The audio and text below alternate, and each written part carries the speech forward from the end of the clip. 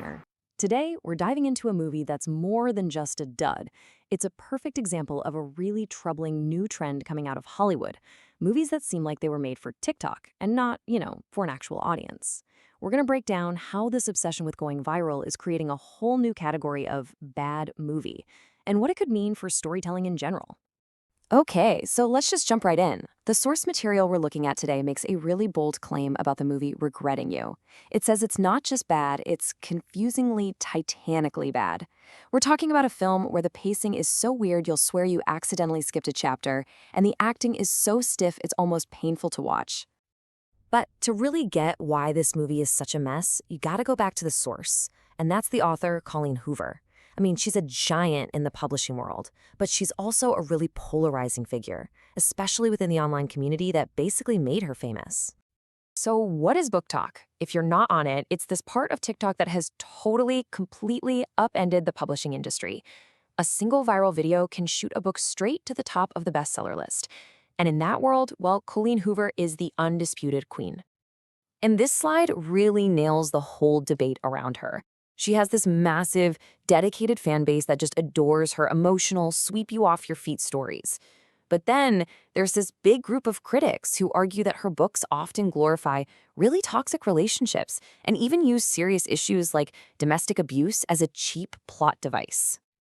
And this isn't even the first time a Hoover adaptation has landed in hot water. The marketing for It Ends With Us got a ton of backlash for basically packaging a story about escaping abuse like it was some light, fun rom-com. So this history of weird tonal clashes is definitely something to keep in mind as we get into Regretting You. So how does all this background drama actually play out in the movie? Well, honestly, it starts to fall apart right from the very first scene. The relationships make no sense, and the casting choices, well, they're a whole puzzle on their own. The movie opens with this really messy, small-town relationship quadrangle. You've got Morgan, the quiet, deep one, who's dating Chris, the party animal. At the same time, her sister, also a party girl, is dating Jonah, who is so obviously in love with Morgan. It's a recipe for disaster, right? And then the movie jumps forward 17 years and literally nothing has changed. Okay, this might be the single strangest thing about this movie. The actors who play the teen love interests, Clara and Miller, they are a couple in real life. But on screen, nothing. Zilch. Absolutely zero chemistry. It's kind of the perfect metaphor for the entire film, really. None of it feels real. So, how does the actual story get going? Well, if you thought the relationships were a little bizarre, just you wait.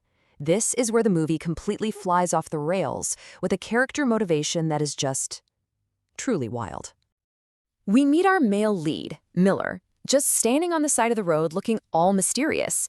And what's his grand romantic mission in life? He is trying to single-handedly move the city limit sign. Every day, he's out there dragging this giant metal pole a few more feet through the dirt. And why? Why is he doing this monumental task? For pizza. I'm not kidding.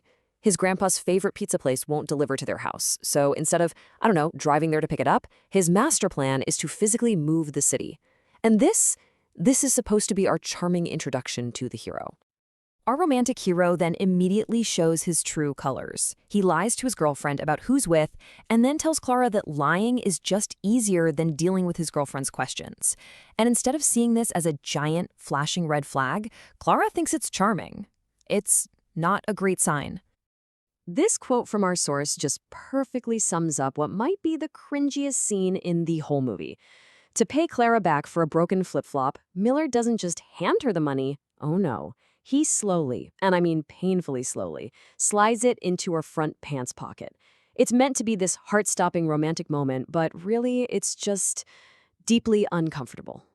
So just when you think you've got a grip on this strange little teen romance, the movie just slams on the brakes and takes a hard left.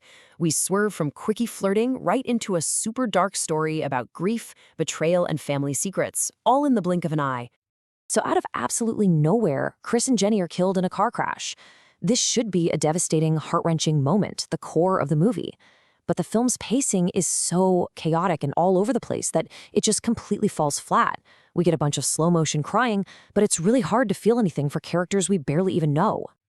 And this is where the plot just throws logic out the window. Clara figures out her dad was having an affair with her aunt. How, you ask? Her mom tells her one single fact, that her dad was driving the car when they crashed. And from that one detail, she somehow makes the gigantic leap to they were having an affair. The movie doesn't even try to show her work. Oh, and the awkwardness just keeps coming. The way this movie shows texting is a prime example.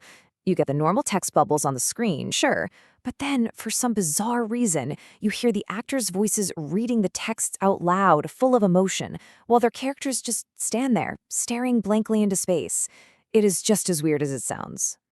The main romance gives you whiplash. 1 minute, Miller is comforting Clara at her dad's funeral, which is nice. Then, literally 5 minutes later, he tells her he's back with his ex. A week after that, he's dumped the ex again and is confessing his undying love for Clara. And we're supposed to think this is the height of romance. The big romantic gesture at the end is this promposal video, and it just highlights a massive plot hole. There's a clip from the day they met where Miller says he's going to dump his girlfriend for Clara, but the timeline of their relationship makes that completely impossible. It's just another example of the movie's incredibly sloppy storytelling. So, we've got a confusing plot, no chemistry, and some truly awful dialogue. But this isn't just about one bad movie.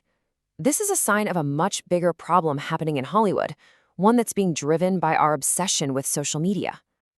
And there's a really important difference we have to talk about here. Some movies are fun bad, like a campy movie you can laugh at with your friends, maybe something like Anyone But You. This movie is not that. This is just a structural failure. It's just plain poorly made, with writing so bad that you find yourself laughing out loud during the most dramatic, serious scenes. And this slide really gets to the core of the issue. We are entering a new era of movies that seem to be built specifically for TikTok. It feels like every scene is designed to be a short, digestible, shareable clip. The overall quality of the movie doesn't seem to matter as much as its potential to go viral. And this focus on viral moments is actually changing how actors perform. It seems less about getting into character and more about creating that perfect, editable moment for a fan video. You end up with performances that are all about a smoldering stare or a clenched jaw instead of real emotion. It feels like every actor is in their own separate movie, just posing for their future viral clip. So look, the romance genre has been struggling for a while now.